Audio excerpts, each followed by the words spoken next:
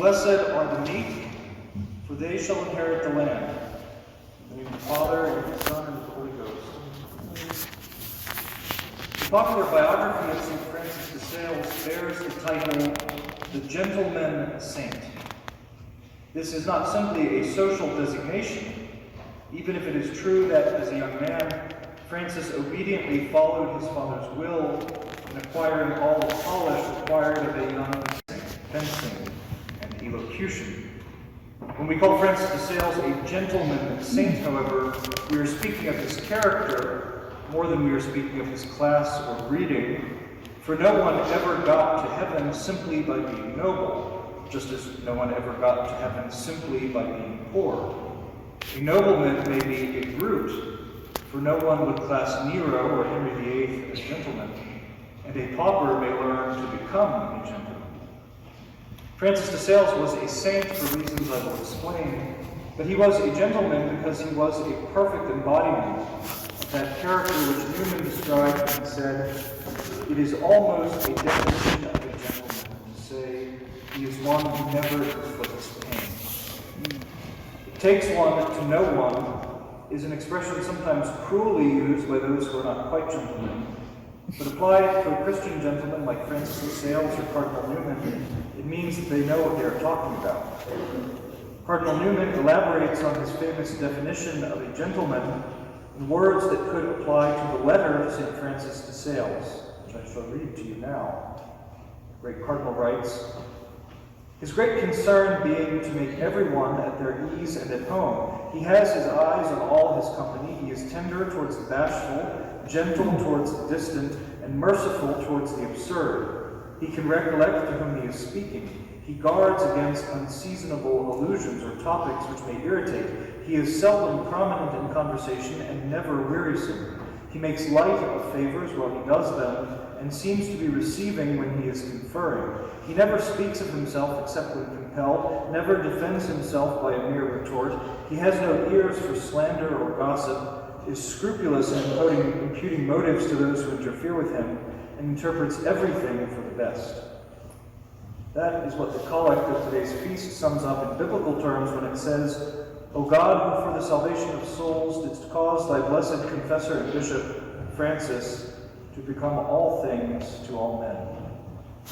But here, dear friends, when we start to examine the life of St. Francis de Sales, we see that being a Christian gentleman is not just a question of manners, although manners are the safeguard of charity. And we certainly discover that meekness does not equal weakness. For if meekness is one of the most distinctive Christian virtues, weakness is a vice opposed to the virtue of fortitude. And this brings us to the holiness of St. Francis de Sales and what it means for us today. I would like to highlight two aspects of his spiritual biography: St. Francis, model of evangelization, and St. Francis, prototype of the universal call to holiness.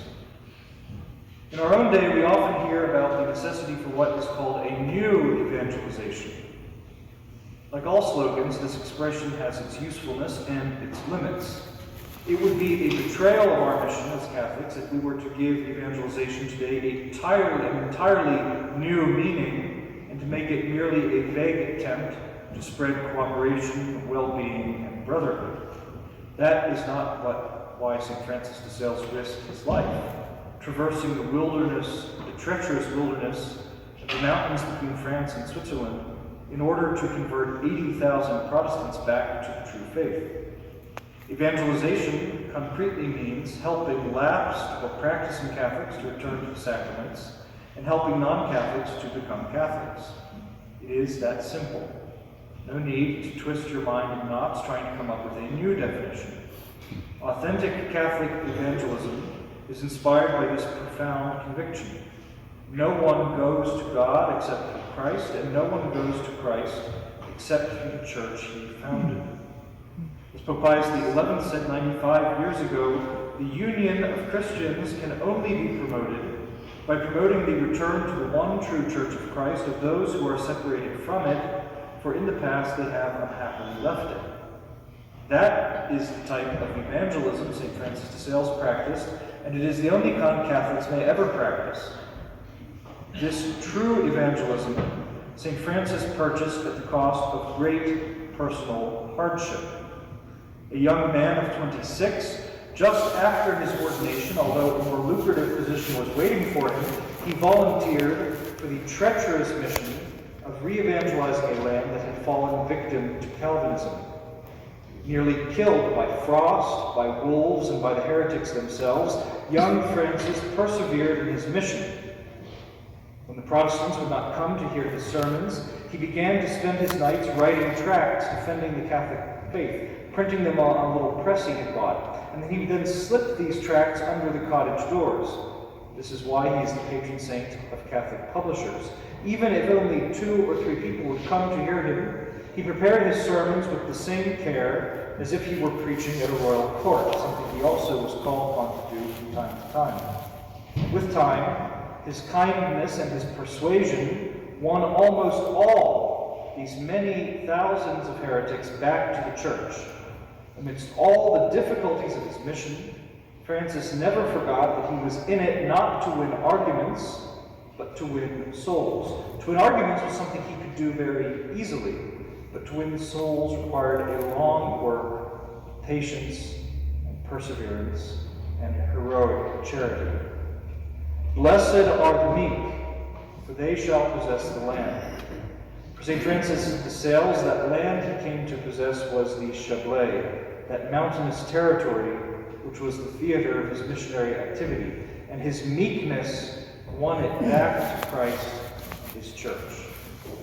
Meekness, not weakness. God may not expect us to convert 80,000 Protestants. Of course, we're welcome to try. But God most certainly does give us St. Francis as a model, for his hatred of heresy was matched only by his love for souls. On the one hand, we must absolutely reject the false ecumenism of today, which puts Catholicism and Protestantism, and indeed all religions, on more or less the same footing. On the other hand, we must have the patience, the kindness, and the willingness to suffer, which are the only way to save souls. Zealous Catholics sometimes inadvertently do more harm than good with their bitter and unconsidered words. So in St. Francis we have a model not only of the goal, but also of the means to employ. The other lesson St. Francis de Sales gives us today is the universal call to holiness, the teaching that all people can become saints by being faithful in their own particular state in life.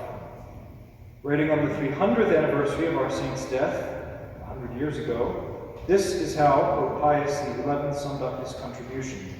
He wrote, "We cannot accept the belief that this command of Christ concerns only a select and privileged group of souls, and that all others may consider themselves pleasing to him if they have attained a lower degree of holiness. Quite the contrary is true.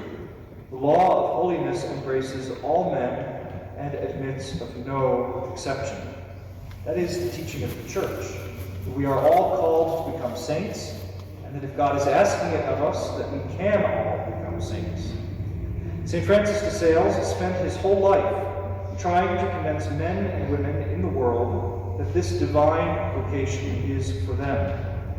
For secular priests, just as much as for monks. For soldiers, just as much as for hermits. For married people, just as much as for cloistered religious. When St. Francis de Sales began his mission in the Chablais, out of safety he had to live in the barracks of the Duke of Savoy, and there he began his mission, converting an entire barracks of nominally Catholic men who didn't live necessarily the most pious life, we can say they're the barracks, and he made them his first parishioners. One by one, he introduced them to the life of piety. Our saint tells us in his book, The Introduction to the Devout Life, "My object is to teach those who are living in towns, at court, in their own households, and whose calling obliges them to a social life." In other words, you can't just use it as an excuse that you have a worldly calling, that you therefore are not obliged to seek holiness. He's saying, no, you all need to seek holiness, and you can do it. His recipe for holiness in the world is simple, but demanding. Frequent confession, examination of conscience and visits to the Blessed Sacrament, the practice of mental prayer and spiritual reading every day, mortifying our self-will through the little virtues of humility, patience, and kindness. These are things that no one else notices. They are not externally impressive, but these are the things which cost so much to our fallen human nature. One day, early in his mission in the Chablais, St. Francis experienced an interior vision of St. Anthony of Padua, a saint he admired very much. St. Anthony in this vision told him, "You will desire martyrdom, as I did, and you will not obtain it. You must be the instrument of your own martyrdom." Hot-tempered and impatient by nature, St. Francis de Sales is living proof that with God's grace we really can become saints and overcome our fallen nature. That is the daily martyrdom that God asks of each of us. Never give up. That is the saint's mission and his message to us. God has placed a missionary field around each one of us. Perhaps not 80,000 people, but certainly a circle of family, friends, and colleagues. The spirituality of St. Francis de Sales remains accessible to us today, which is one reason he was chosen by the superiors of the Institute as our patron saint. It is fortuitous that we can celebrate his feast day today as a parish community on this Sunday, so soon after the commemoration of the 400th anniversary of his death. Let us make the resolution this year to read and meditate his spiritual writings and to imitate his example. Father, and Son, and